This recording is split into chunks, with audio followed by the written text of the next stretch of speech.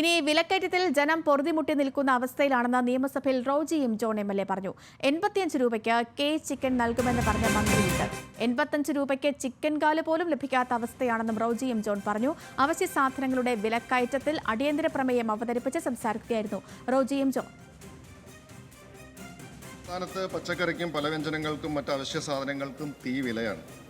വിലക്കയറ്റം കൊണ്ട് ജനങ്ങൾ പൊറുതിമുട്ടുകയാണ് എന്നുള്ളത് ഈ നാട് മുഴുവൻ എല്ലാവർക്കും അറിയാവുന്ന കാര്യമാണ്. പക്ഷേ ഈ സർക്കാരിന് മാത്രം അറിയത്തില്ല എന്നുള്ളതാണ് യാഥാർത്ഥ്യം.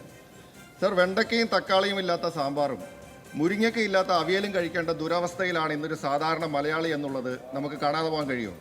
സർ, ഓരോ സാധനങ്ങളും എടുത്ത് പരിശോധിച്ചാൽ പരിപ്പ് 130 തുവരപ്പരിപ്പ് 160 190 പഞ്ചസാരയ്ക്ക് 43 സർ, മറ്റേ ഇനങ്ങൾ ഇനി മത്സ്യത്തിൻ്റെ കാര്യത്തിലേക്ക് വന്നാൽ സാധാരണക്കാരൻ ഏറ്റവും കൂടുതൽ കഴിക്കുന്ന മത്തിയുടെ വില ഇപ്പം എത്രയാണ് സർ? 300 രൂപയിലധികമായി ഇന്ന് 1 കിലോ മത്തിയുടെ വില മാറിയിട്ടുണ്ട് സർ.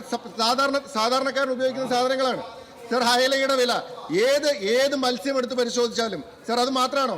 ഇന്നിപ്പോൾ കാളാഞ്ചിയും കരിമീനും നെയ്മീനും ഒന്നും ഒരു സാധാരണക്കാരൻ്റെ തീന്മേശയിൽ അവന് സ്വപ്നം കാണാൻ പോലും സാധിക്കാത്ത തരത്തിൽ വില വർദ്ധിച്ചിരിക്കുകയാണ് സർ. സർ, ചിക്കന് 170 രൂപ.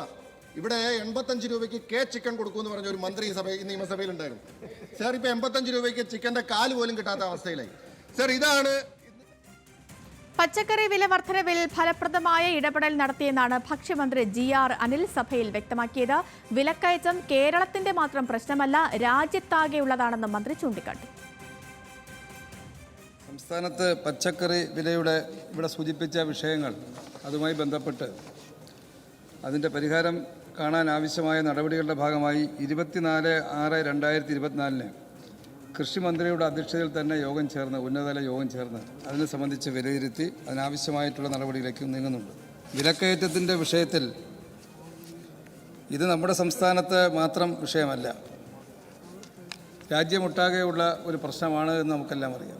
ഈ വിഷയങ്ങളെ സംബന്ധിച്ച് ഫലപ്രദമായ വിപണി ഇടപെടൽ ഗവൺമെൻറ് എല്ലാ മേഖലയും നടത്താൻ പരിശ്രമിക്കുന്നുണ്ട്. അതിനനുസരിച്ച് സാമ്പത്തികമായ പ്രയാസങ്ങൾ കുറച്ച് നമ്മെ ബാധിച്ചു എന്നുള്ള ഒരു വസ്തുത തന്നെയാണ്, അത് തർക്കിക്കുന്നൊന്നുമില്ല. ആ വിഷയങ്ങൾ പരിഹരിച്ച് വളരെ വേഗത്തിൽ മുന്നോട്ട് പോകാനുള്ള നടപടിയിലാണ് കേരളത്തിലെ ഗവൺമെൻറ്.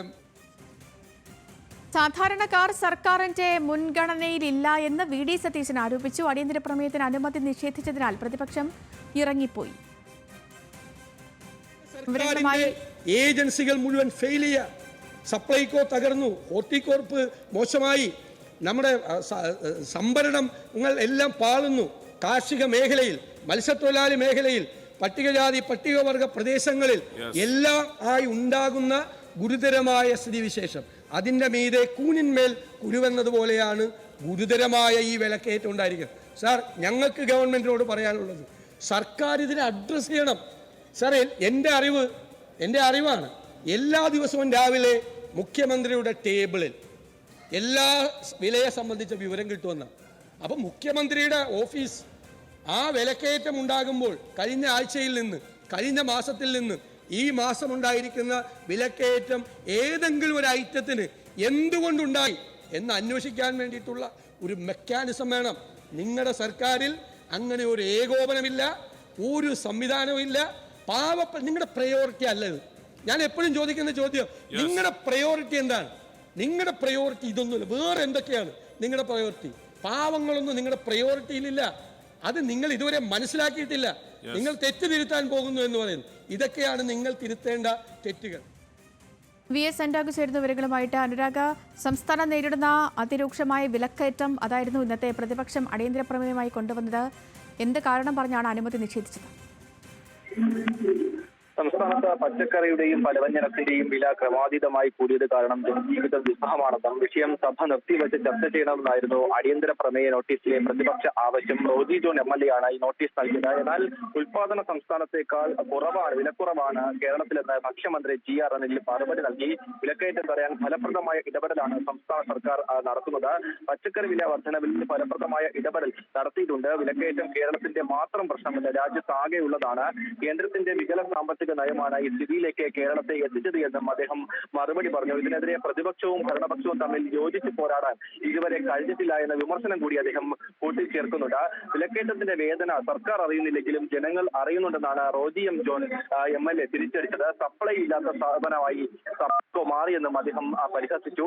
എന്തായാലും സപ്ലൈകോയുടെ വിലവർധന ജനങ്ങളെ ബാധിക്കില്ലെന്ന് ഭക്ഷ്യമന്ത്രി പറയുന്നു. അത് ശരിയാണ്. സപ്ലൈകോയിൽ സാധനങ്ങൾ ഇല്ലല്ലോ, ജനങ്ങൾ പുറത്തുനിന്നാണ് സാധനം വാങ്ങുന്നതെന്നും സപ്ലൈ ഇല്ലാത്ത സപ്ലൈകോയായി മാറി ഈ സ്ഥാപനമെന്നുമാണ് റോജി എം ജോണിന്റെ പരിഹാസം. എന്തായാലും ഈ സപ്ലൈകോയെ തകർക്കുന്ന സമീപനം പ്രതിപക്ഷത്തു നിന്ന് ഉണ്ടാകുന്നത് ദൗർഭാഗ്യകരമെന്നാണ് GRNൽ പറഞ്ഞത്. അതിനൊപ്പം തന്നെ കണക്കുകൾ നിരത്തി VD സതീശനും മറുപടി പറയുന്ന സാഹചര്യമുണ്ടായി. കഴിഞ്ഞ വർഷത്തേക്കാൾ 862 കോടി രൂപ കുറവാണ് ഇത്തവണ സപ്ലൈകോ ചെലവാക്കിയത്.